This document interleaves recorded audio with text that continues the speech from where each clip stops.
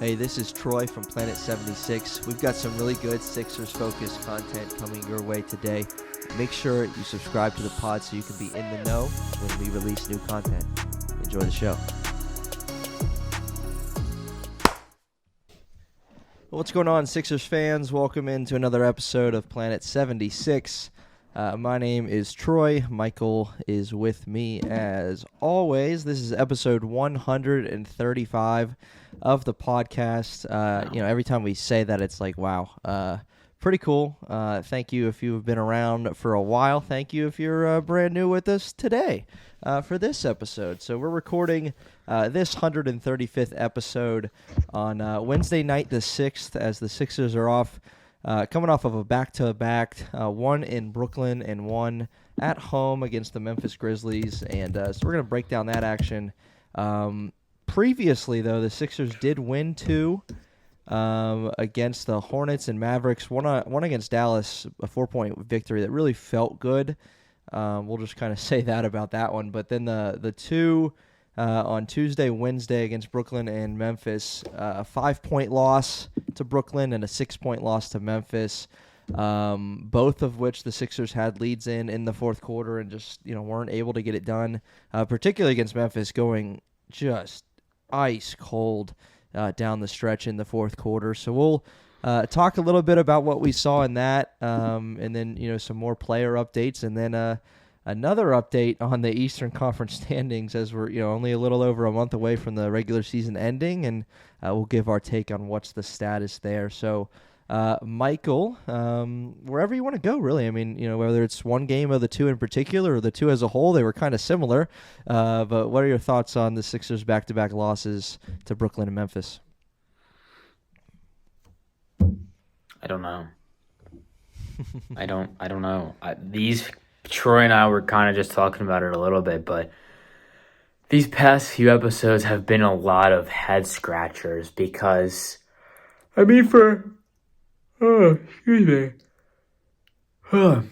lot of reasons. You're playing teams that are worse than you, even without Embiid, even without Maxey last night and tonight, and you're still losing. The Grizzlies are not good. Sixers were up 10, 11, 12 for a large chunk of the game, and they lose. Last night against Brooklyn, just folding. And Troy, you were there if you want to just give a bit of a snippet of what you saw. But, fourth quarter execution was just bad. They just couldn't guard Dennis Schroeder, couldn't guard Dorian Finney-Smith. Just horrible ending to that fourth quarter. And they were in the game the whole time in the fourth quarter, at least from what I saw. And it's just like, you cannot afford, especially if you want to remain high in the standings, to lose these kinds of games. Games where, again, lesser opponents, but you're also pretty much winning a good chunk of the game and you still end up losing. Mm-hmm. Yeah, that's what I saw last night in Brooklyn. Like you said, I was there. And Sixers, they had a 14-point lead. Yeah. Midway through the second, and then by halftime it was I think a 2-point lead for the Sixers, and so it's like, okay, what happened there? And then very close back and forth, third, fourth, and Sixers had obviously opportunities to close it out. Mm-hmm. Had just some key shots missed and ended up losing by 5. There were a lot of Sixers fans in the arena. Yeah, I will say that was kind of neat. Obviously Brooklyn not far. But I was gonna say, how far are you from Brooklyn? What do you said you're what? Long Island, right? So I'm on Long Island, and Brooklyn not far. Still technically a part of the island, and it's about an hour train ride for me. So I rode the train in and went to the Barclays for the second or third time, I think, and it was fun. But wish they would have got the victory in that one. Again, the fourth quarter, kind of a story. Obviously, it was just a really one possession game heading into the fourth, and then Sixers lose the fourth 32-24, and that continued tonight where they lost the fourth quarter in ugly 34-16 at home against the Grizzlies. Like, that's The I don't only care who's on the floor, right? Yeah. I mean, 34-16 at home. At home is a huge deal, and you're playing a lesser team, right? Yeah. So The only real there's a few positives from this game that I can take. One of them okay, being Paul Reed, double-double tonight. From what I saw, he played very well. He played very good defense. Oh my gosh, I keep yawning.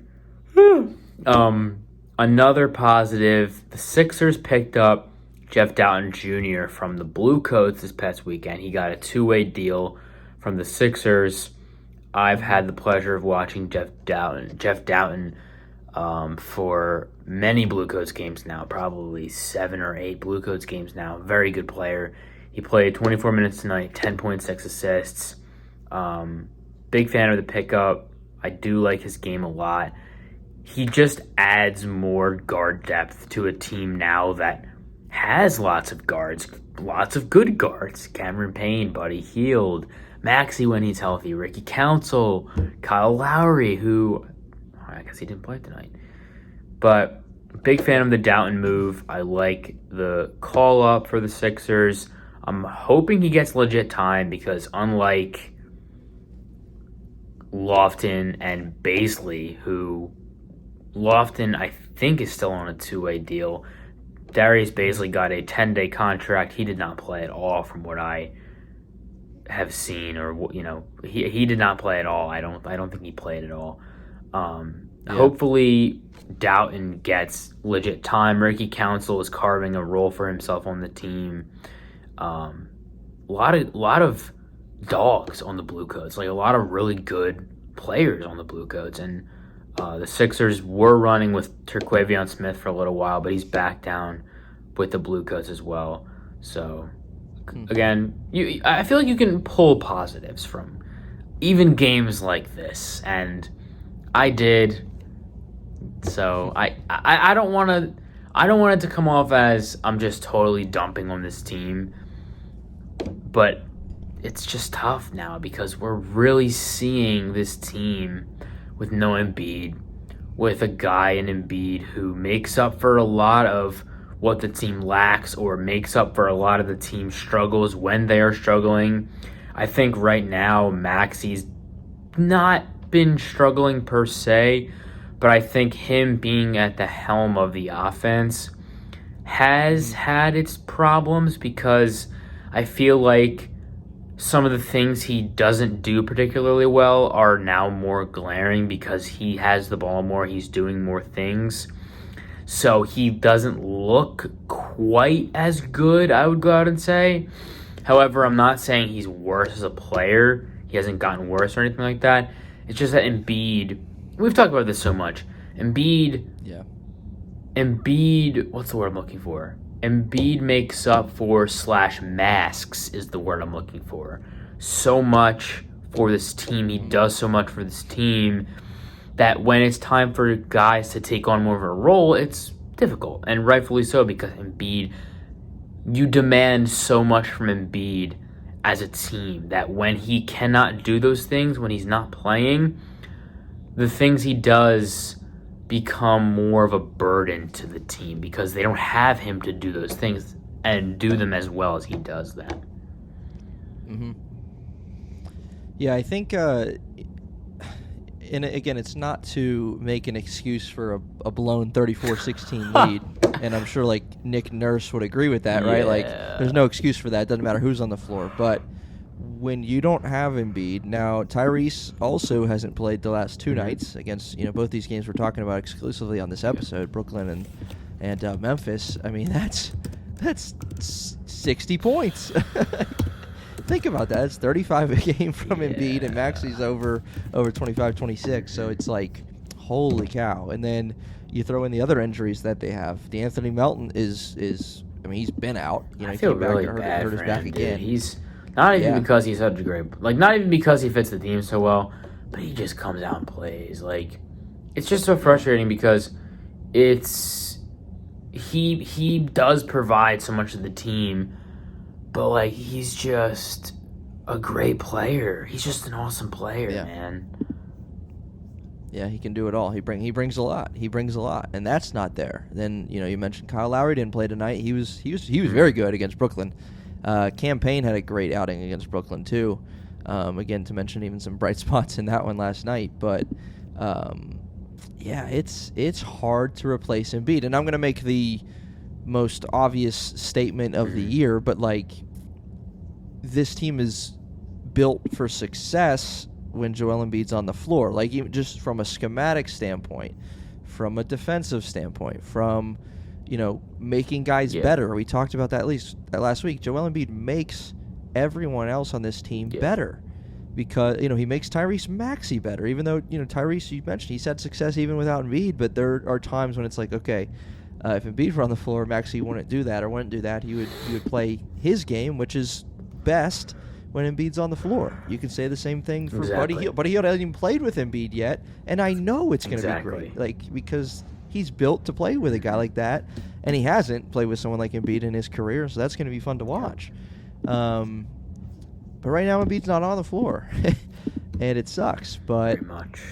And something else we talked about, we said, okay, now maybe it's unfair to say the Sixers got to go out and beat the Bucks right now, or beat the Celtics right now, but what they do need to do is win games like this, and they haven't, right? The last two nights, it just hurts, especially when you're in the game fourth quarter. Tobias Harris has had his struggles. You mentioned even Ricky Council. Ricky Council played extremely well, end of February against Boston, and then he struggled against Charlotte, didn't play against Brooklyn, and then was 0 for 3 in 9 minutes and a -10 tonight against the Grizzlies, and so he had a short leash, obviously 9 minutes, but there are some guys who are up and down, and he's one of them, obviously, and you can kind of expect that. But Tobias Harris is his performance picked up, and then tonight against Memphis didn't play particularly well. I'm pulling it up right now. His numbers tonight. I thought he was pretty good against Brooklyn. I think he shot 50%. Kind of helped the Sixers maintain being in it in the fourth quarter, made some really nice plays. But tonight, Harris was just 3 for 12 for 8 points. A team low in the starting lineup when he was he's the guy without Maxey and Embiid. So your thoughts there? I just don't even know. It's nothing much has changed still because I'm still of the opinion that I had last episode, which was literally a week ago. Actually, I asked Troy before we started recording. I said, when did we post last week's episode? And he said Thursday. So it hasn't even been a week since that episode. Yeah. Nothing's changed on my end. I do, though, and I'm almost certain I said this last week, I wish he played better. Don't we all, right? But I wish he played better. That's what I'll say. And he kind of needs to. If the Sixers are going to win any more games, and I'm serious, I'm so serious. If the Sixers are going to win any more games, especially with the teams that they're going to be playing next, Knicks, Bucks, I think the Knicks twice, Bucks, Heat, they're going to need Tobias Harris to play properly. And by properly, I mean 20 points, good defense, hit threes, don't take 7 seconds to make a decision with the ball. Common fixes to his game. We've seen him do all these things at the same time. Hit threes, 25 points, quick decision making, no ISO ball. We've seen it. We've seen it all in a very, very short span of time. He needs to do that in this next however long it is till Embiid comes back. I don't even know. 3 weeks, 2.5 weeks, whatever. Doesn't matter. I sure hope so. Oh, my goodness. I hope it's soon, right? Because, oh, my gosh. I almost because, again, they kind of just went through a little bit of a tough schedule with the Celtics, Bucks, Cavs. But then you just mentioned what's coming, and it's not pretty. We talked about their schedule on a previous pod, right? But, their schedule is insane. It ain't pretty what's coming. They are playing all teams well above 500, except for the Hornets. Oh, my gosh. Right. Yeah. They have... So Pelicans on Friday. They have Knicks twice in a row. Back-to-back. Bucks, skip a game. Heat, Suns, Lakers, Clippers, Kings, Clippers, Cavs. And then Thunder, Heat again. Right. And then we're almost over. So they end the season with a tough schedule. That's horrifying. And, I remember someone like maybe it was a little before the All-Star break. Someone was like, Sixers had the easiest schedule in the NBA up to this point, and they have the toughest at the end, and it checks out. And a lot of that you just rattled off is on the road. So again, back-to-back next Bucks, and then they go out west.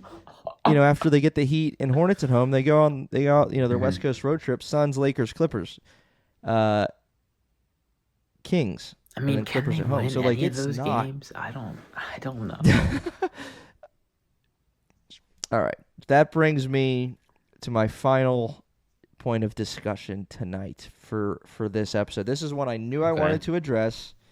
We're going to be hypothetical. I don't love doing hypothetical, but we are going to address it, and I need your honest answer. Okay? So follow me closely here. All right. Hypothetically. It's so funny that I'm doing this after we just rattled off. Can they win any of those games? Let's just say that the Sixers somehow, some way avoid the play-in. Okay? Based on what we know, that might be difficult. Okay? Sixers are right now in the play-in. 7 seed. They're a half game out of being the 6th. So, I mean, it's right there. A lot of these teams that they have coming up are on their schedule. Knicks and Heat. Really soon. The other team's right ahead of them, so that's important. Orlando's only a game ahead in the loss column, so the 4 seed's right there. I mean, it's close between the 4, and now the Pacers are right there on their back on the 8. So it's crazy. 4 to 8 is nuts. However, let's assume they get out of the play-in. Michael, would you rather the Sixers get the 6th seed? Meaning they play the 3. Now, again, it's crazy we're even doing this. But hear me out. They get the 6. They play the 3. They don't have home court.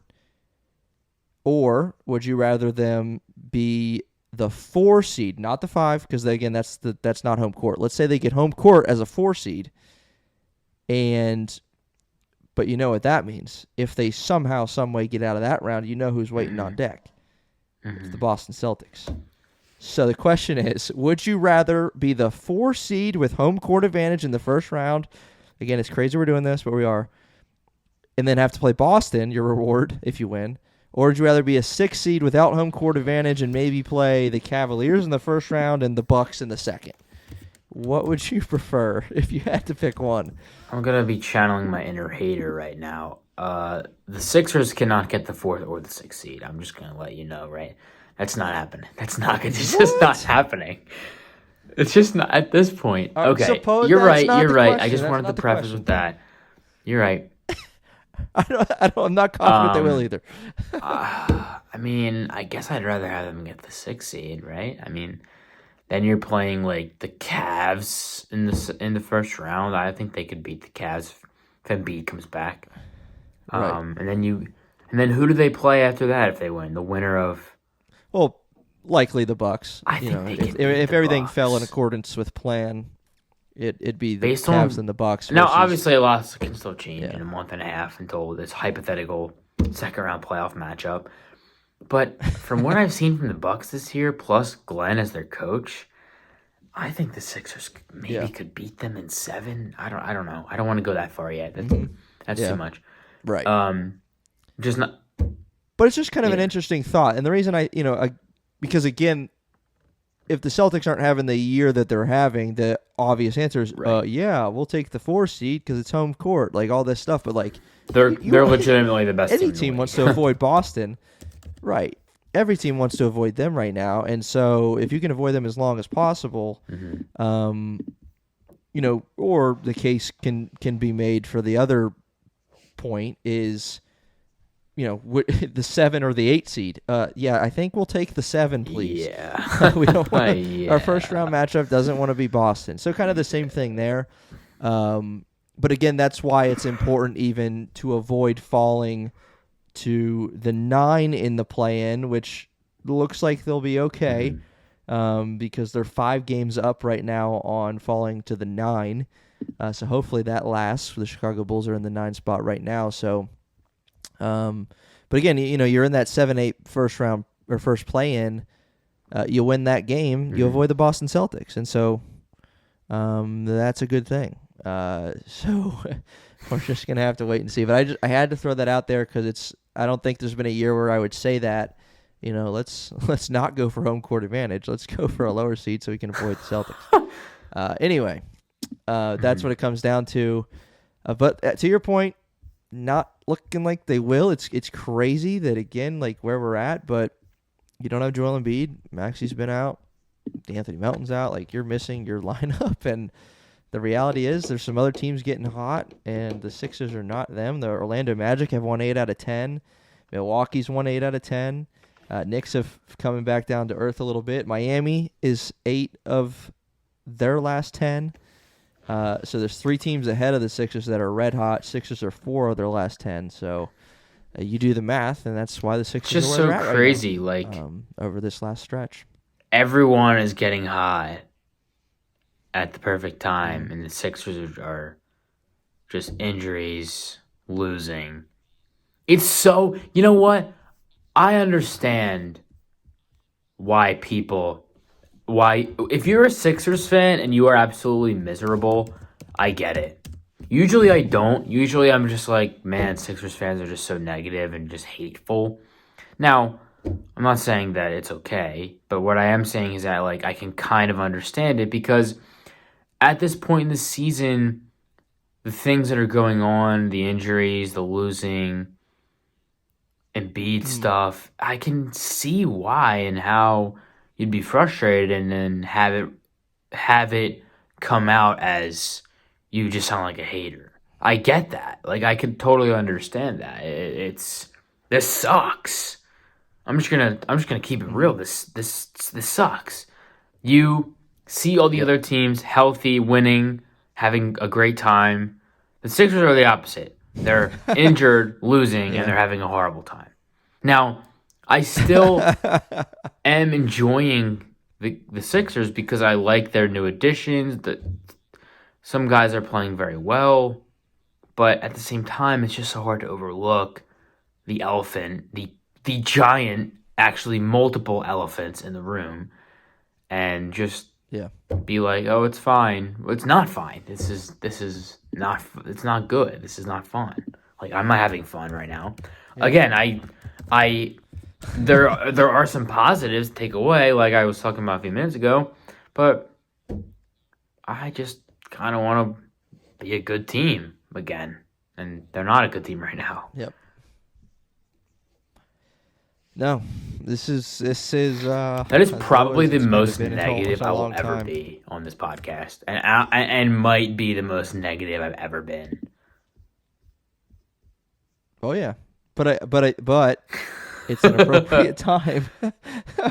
Like, I mean, it's not like it's out of pocket for what you're saying. You're spot on.